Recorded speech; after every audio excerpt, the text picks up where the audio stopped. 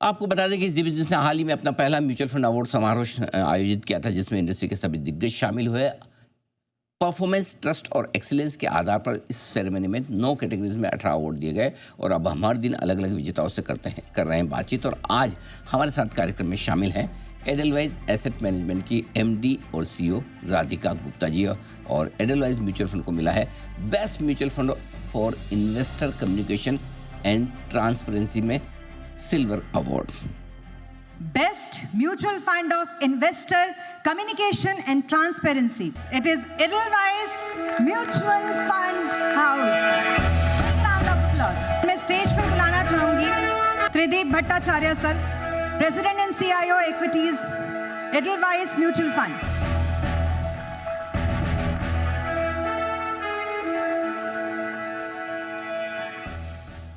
और हमारे साथ कार्यक्रम में शामिल हो रही है राधिका गुप्ता जी, एमडी और सीईओ हैं एडलवाइज म्यूचुअल फंड की। आपको लंबा गहरा अनुभव है बड़ी बड़ी दिग्गज कंपनियों में काम करने का, जिसमें माइक्रोसॉफ्ट, मैकेंजी, एक्वायर कैपिटल जैसी कंपनियां शामिल है। आप एडलवाइज म्यूचुअल फंड की सीईओ हैं 2017 से, और आपके नेतृत्व में एडलवाइज म्यूचुअल फंड की जो एसेट अंडर मैनेजमेंट है वो 6,700 करोड़ से बढ़कर 1,00,000 करोड़ के ऊपर निकल चुकी है। क्वालिफिकेशन के लिहाज से आपने कंप्यूटर साइंस में बीएससी की डिग्री हासिल की है यूनिवर्सिटी ऑफ पेंसिल्वेनिया से, और साथ ही आपने बीएससी की डिग्री हासिल की वॉर्टन स्कूल से। इसके अलावा भी आपने कई और मैनेजमेंट प्रोग्राम्स और डिग्रीज हासिल की। राधिका जी, गुड मॉर्निंग, बहुत बहुत स्वागत है आपका। धन्यवाद हमें समय देने के लिए। आपको हमने अवार्ड फंक्शन में मिस किया था, आपके कुछ शायद पहले ट्रैवल प्रोग्राम थे, लेकिन एक बार फिर से आपको, आपके फंड हाउस को बहुत बहुत बधाई। इन्वेस्टर्स के लिए ट्रांसपेरेंसी के साथ काम करना और संवाद करना, ये वाकई में आज की बड़ी ज़रूरत है, और इसके लिए आपके फंड को अवार्ड मिला है। बहुत बहुत शुक्रिया आनंद जी।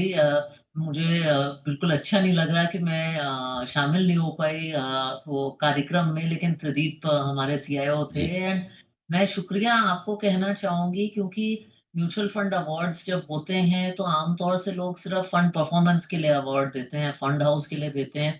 मैं मानती हूँ, एंड इसलिए नहीं क्योंकि हमने जीता है, ये जो इन्वेस्टर कम्युनिकेशन एंड ट्रांसपेरेंसी की आपने कैटेगरी क्रिएट की है, ये बहुत बढ़िया सोच है और अच्छी सोच है, क्योंकि इतने निवेशक, नए निवेशक इस मार्केट में आ रहे हैं और परफॉर्मेंस ऊपर नीचे होती रहती है, लेकिन आपका जो स्पिरिट है अच्छे से कम्युनिकेट करना, सच्चाई बताना, हमारा फ्लैगशिप कैंपेन है म्यूचुअल फंड सही है, और ये सही है बहुत भारी शब्द है। इसमें ट्रांसपेरेंसी और कम्युनिकेशन के बहुत मायने हैं। तो मैं बहुत खुश हूं कि आपने ये कैटेगरी क्रिएट की, एंड ऑफ कोर्स के हमें इसमें आपने रिकग्नाइज किया। बिल्कुल, धन्यवाद राधिका जी। और मैं आपको बताऊँ इंटरेस्टिंग इसके पीछे थोड़ा बैकग्राउंड के ये कहाँ से हमारे दिमाग में आया कि इस तरह की भी एक कैटेगरी होनी चाहिए। होता है कि आजकल पहले एक ज़माने में कोई इन्फॉर्मेशन ही नहीं होती थी, बड़ी मुश्किल से आपको कोई जानकारी चाहिए तो मिलेगी। आजकल बॉम्बार्डिंग ऑफ इन्फॉर्मेशन है और इतनी क्लटर्ड है, मतलब आपको या तो ज़रूरत से ज़्यादा है और वो भी समझ में ना आए वैसे।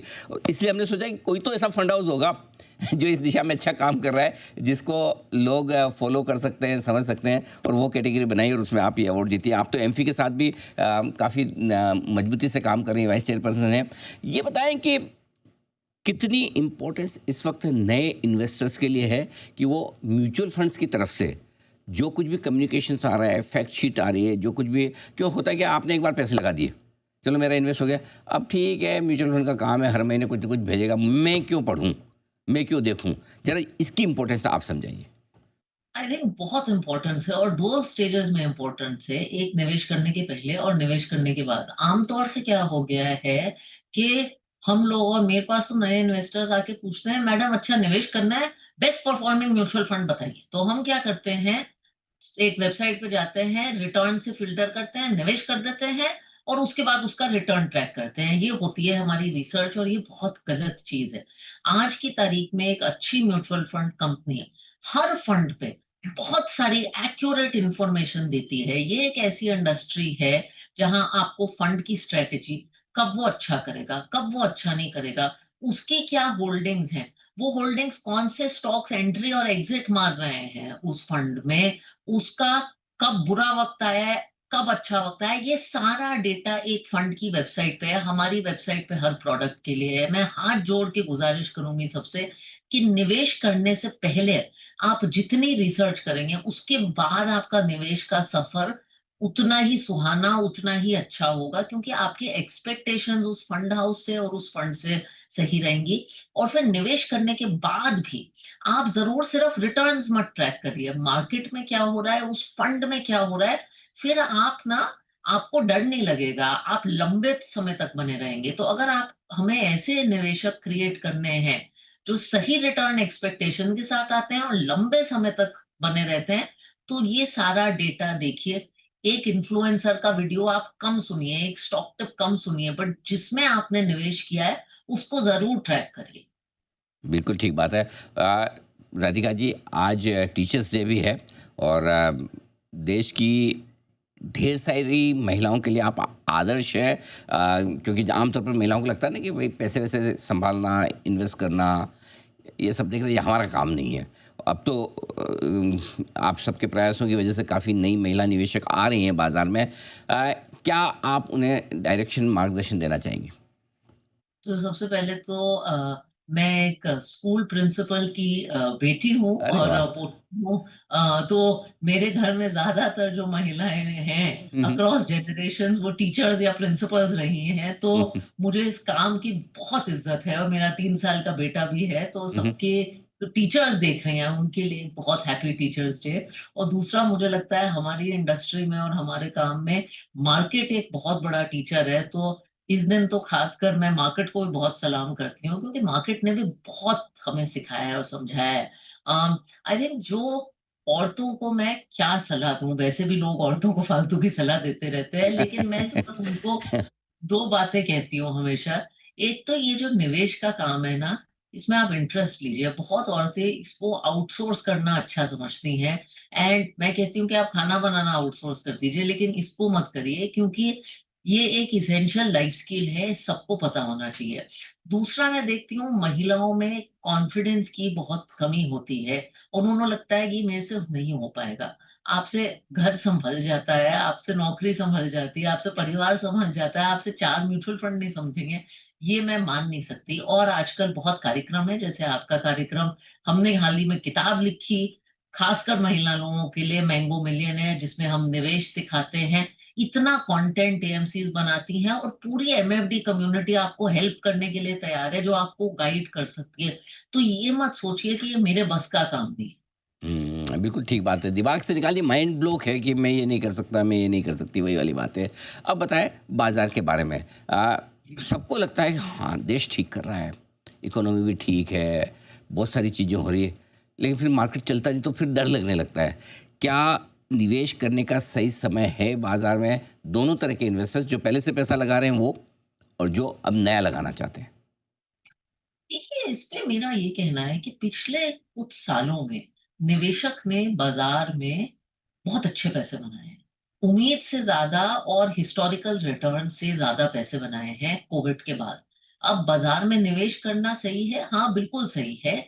लेकिन अपने निवेश से जो आपकी एक्सपेक्टेशंस हैं, शायद अगले साल 2 साल में आपको कम रखनी पड़ेंगी, क्योंकि इक्विटी मार्केट एक ऐसी चीज़ है जो लॉन्ग टर्म में तो आपको 12-13% रिटर्न ज़रूर देगा, क्योंकि इकोनॉमिक ग्रोथ भी इंडिया की वैसी है, लेकिन वो साल ऑन साल नहीं देगा और आपके कुछ बहुत अच्छे साल हैं। तो अगर आप निवेश आज कर रहे हैं या आप एग्जिस्टिंग निवेशक हैं, तो आपकी उम्मीदें काबू में होनी चाहिए, आपकी एक्सपेक्टेशंस कम होनी चाहिए, और उसकी 2 वजह है।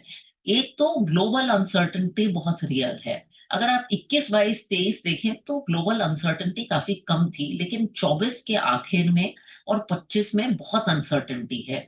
अभी भी जियोपॉलिटिक्स और ये टैरिफ का मामला पूरी तरह से सेटल नहीं हुआ है। मेरी उम्मीद है कि इवेंचुअली इस पे सेटलमेंट आएगा, बट हम रूल आउट नहीं कर सकते, खासकर ये जो यूएस टैरिफ्स हैं, मुझे बहुत अनफेयर लगते हैं, इसका क्या इम्पैक्ट होगा।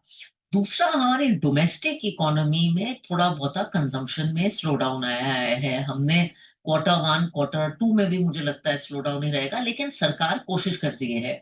हाल ही में हमने कुछ महीने पहले इनकम टैक्स कट देखा, अब हमने जीएसटी में भी स्पेस देखी, जीएसटी के सारे रिफॉर्म्स देखे। तो मेरी उम्मीद है, हमारी उम्मीद है एज़ अ फंड हाउस के क्वार्टर 3, क्वार्टर 4 में थोड़ा कंजम्पशन में पिकअप आना चाहिए। तो इंडिया फंडामेंटली बहुत अच्छे स्पेस में है, लेकिन शायद मार्केट आपको इस साल उतने रिटर्न नहीं दे पाएगा जितना उसने पहले 3 साल दिए हैं और ये नॉर्मल है मार्केट के सफर। राधिका जी, बहुत-बहुत धन्यवाद आपका, आपने समय दिया और विस्तार से आपने आज इस बड़े मौके पर समझाया भी है हमारे दर्शकों को कि किस तरह से निवेश में आगे बढ़ना चाहिए। एक बार फिर से आपको और आपके पूरे फंड हाउस को बहुत-बहुत बधाई ये प्रेस्टिजियस अवार्ड जीतने के लिए। बहुत-बहुत शुक्रिया।